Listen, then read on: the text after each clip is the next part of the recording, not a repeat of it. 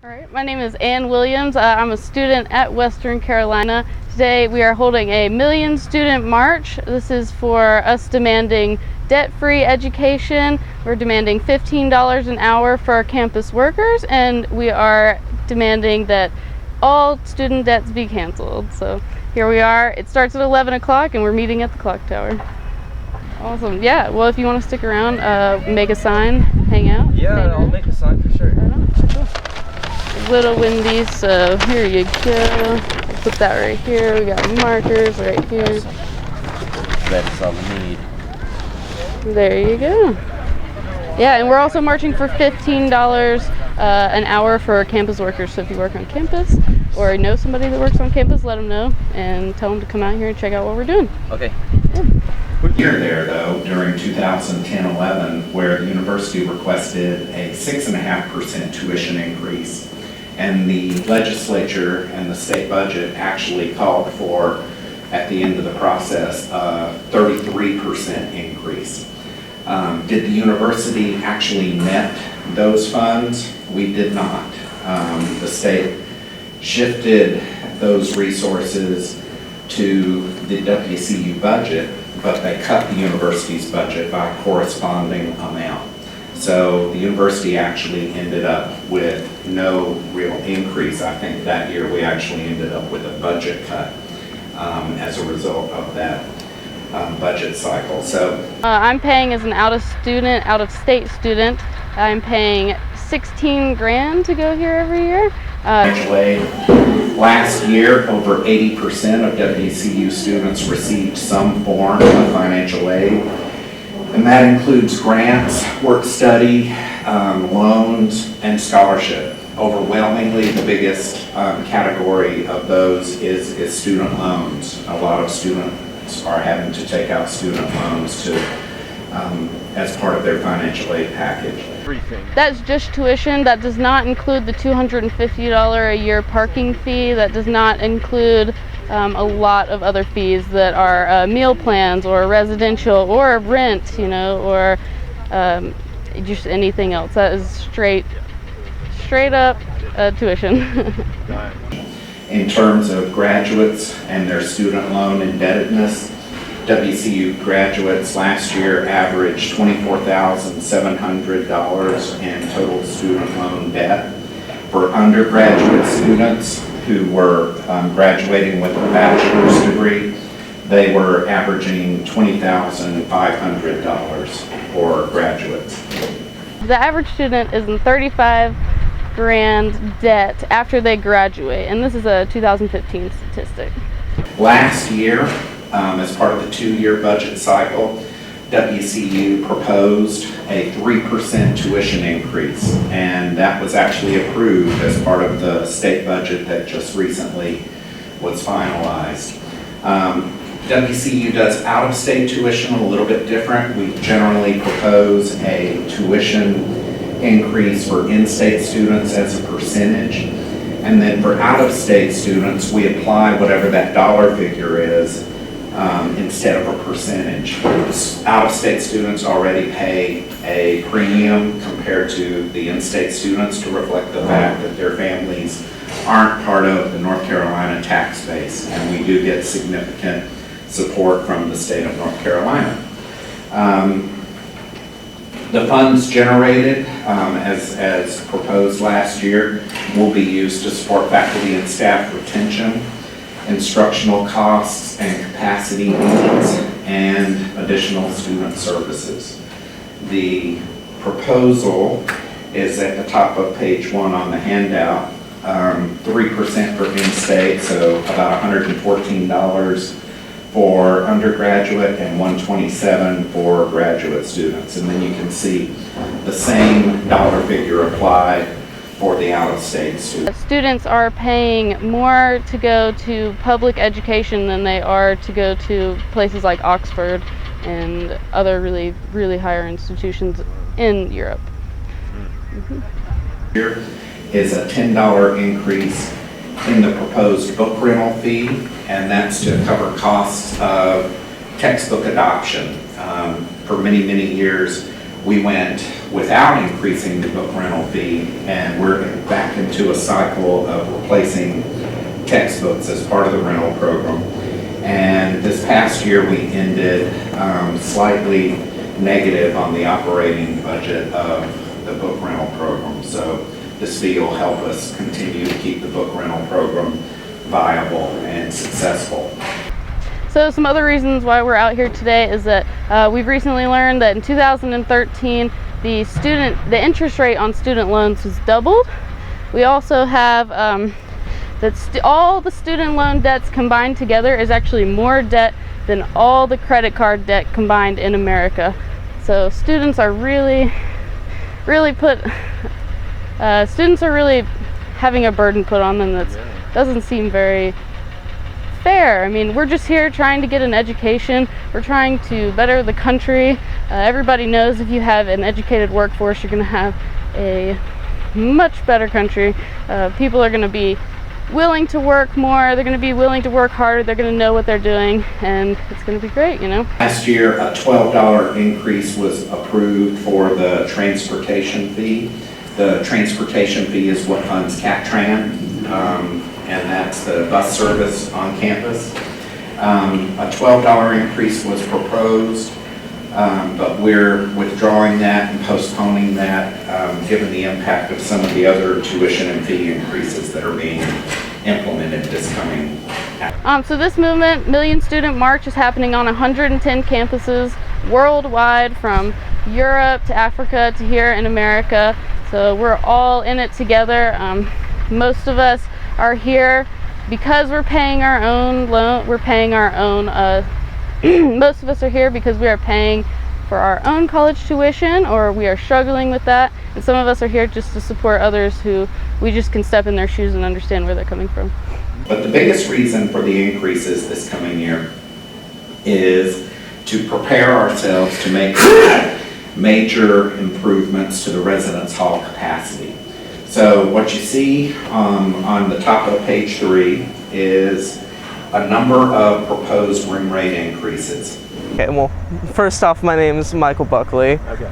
I guess my story for being here is that, like, my family doesn't really have enough money for me to come out here, because my mom's also paying for my sister. She's going to UNCG, and she's paying for 2 kids to go to college right now. Thankfully, my sister's a senior. She's only got one year where she's gonna have to pay for 2 kids, but she's still got to pay for me. And I had to take out student loans my first semester here, and I still didn't have enough to just cover this semester. And she had to take out loans, and then she has to reapply for those same loans next semester. And it's just really bringing us more in debt as a family. What does it cost you to go here for one semester? When I had to pay, I think it was about close to 9,000, but still in the 8,900 range. Yeah. And that's just the tuition. Yeah. And what about housing and food? Sorry, I meant that was like all the housing, food, and whatnot. Sorry. Oh, okay. Yeah. But my kind of stance on this really kind of follows along what Senator Sanders has been. I really believe that education in this country should be free. I mean, it's offered for free in many other countries, in the Scandinavian countries, Norway, Sweden, all those awesomeness countries. And I think that that money should come from, you know, the Wall Street guys and the banker guys. They're pretty much gambling on people's life savings just so that they can line their pockets. And I feel like that money should be going to a much more useful cause, like paying for education, because I mean, in the US, math, science, pretty much every test score is subpar, way below all the other first world countries, and it's just shameful, really, because I mean, this country, it's supposed to be this beacon of hope and opportunity for all the people that are coming in here, and if we're all just like burdened by student debt, then it's not really that country anymore. Maybe like talk about getting a loan. So what we should do is just take that money from Wall Street and put it and invest it in this sort of free schools for everyone. When you say take the money from Wall Street, how would we, by taxing? Yes, by taxing Wall Street, so that way we can get the money for free education here. Yeah. All right. We've been contracted with our master plan consulting firm, HEWB, and they've been helping us work through ideas, proposals, and inventory analysis of the residence halls. Bottom line is, some of these buildings were built in the 60s and 70s and need significant work to keep them in service or to keep them up to the standards that we want to stay at with our student body. It's just kind of something that's been put together by people through Facebook. Social media has really impacted the way people can connect and people can have their ideas portrayed, and it's awesome. So basically this has all been organized through Facebook, Twitter, and it's awesome. Love it. Buildings, roofs, plumbing, electrical, elevators. You start seeing where there's a need for enhancements and upgrades. And the total student debt in America is $1.3 trillion, and the federal government profited $50 billion off of this in 2013. So yeah.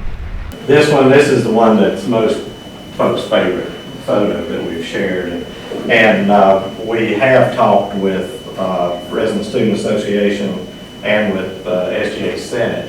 And this one, you got oohs and ahs, but that's actually a shower drain, a floor drain, that over the course of those years, since 1968 to 72 range, what once was somewhere in that range is now somewhere like that. So we're seeing that throughout the building.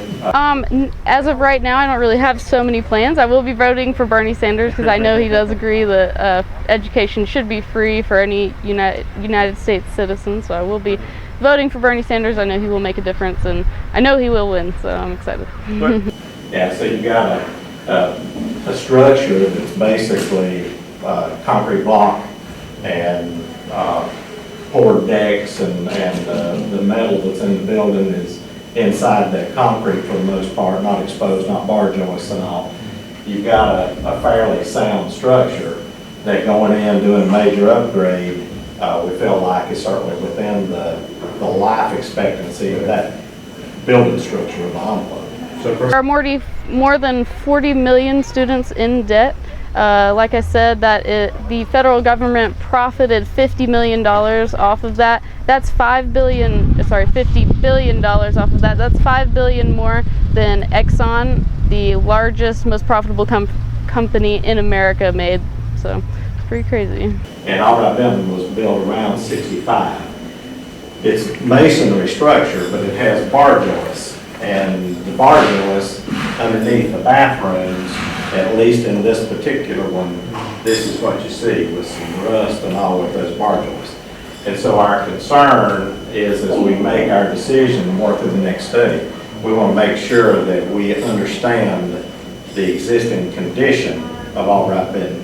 So we're going to go in and tear a hole in the ceiling, cut a hole in the ceiling, and actually inspect each one of those bathrooms structurally, and make sure that we have a better sense. Is there only one or two of these, or is this more consistent throughout the structure than we expect it is, or whatever? So well, they do have free education in Denmark, Germany, Sweden. I know my best friend, he's actually, his grandmother is German, and he's about to go to Germany and have free education and agricultural production, and they're also going to give him a $500 stipend to live and pay rent and buy food with. That's great. This one, and when you see this, I think it's representative of the kinds of capital projects we find ourselves looking for solutions for.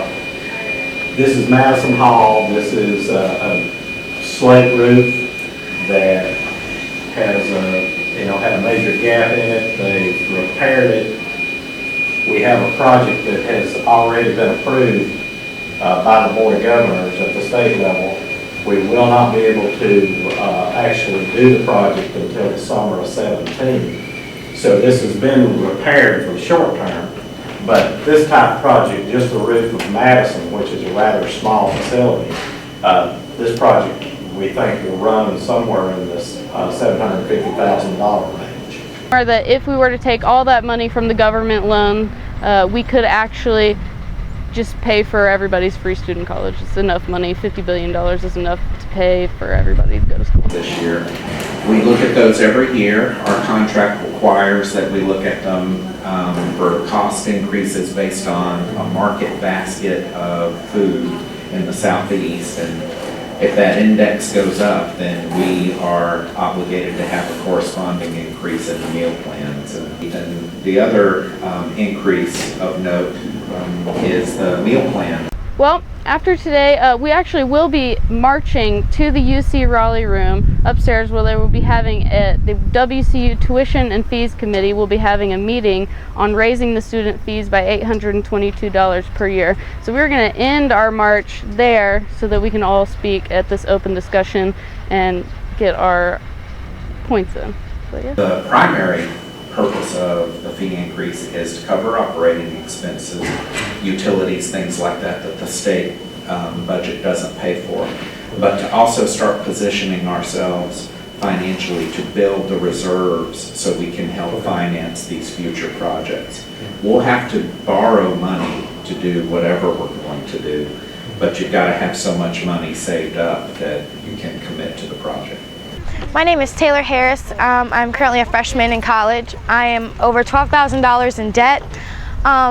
I feel like college should be free for the fact that we're going to be the future of this country, and the fact that we're all going to be thousands of dollars in debt, that's what we're going to be focused on instead of bettering our country. We've worked so hard to get where we are, and the government thinks that they always need to take something from us. They always need to take our money, our time, our possessions. And other countries such as Europe, people in Denmark, they get stipends to go to university, they get free university, and it's not really right for us to be so far behind economically. It's not correct politically, socially. We all need to get it together and get our country right, because this is horrible. We really need to show that we care about our future, because we are the future, and if you don't embrace that, then we're all going to fall apart as a nation, and it's going to be really bad for everybody. We need to get it together. Let's go, America. Let's do this.